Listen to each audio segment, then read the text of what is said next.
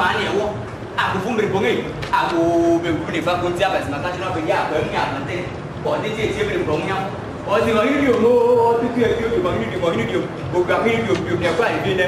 Dia buat ya. Ya dah. Kamu dia kai. Ia dah biasa apa sih dia nak mai. Nak apa dia biar suruh nana apa sih dia ni aku. Ah baik dia ni aku. Ia dah biasa. Bos yang bukan nama sebenarnya. Aku pun berbagi. Itu mereka sana nak cakap. Oh cecep bemna. Aku jauh sama kerana. Oh tu dia cuba berbagi apa? Aku pusat berbagi. Kau tak beri jatah. Saya beri cuma ini. Oh ada orang saya ada sini asal so ada sini. Dua kiaman saja saya boleh apa? Oh nak uji cina cuba aku jangsu. Mau pun nak ramai dah kau dah.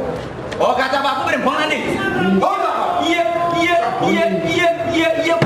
Soal jodoh tas. Oh cuma soal jodoh. Dua kiaman saya aku soal jodoh. Iya. Itu berarti sana ni. Oh jas. Oh yang lagi. Akhirnya nak perempuan nak aku punya. Aku pun berbagi. Oh jipi more. Siapa mahu dia aku nak pasang. Oh gak mana? Oh gak mana?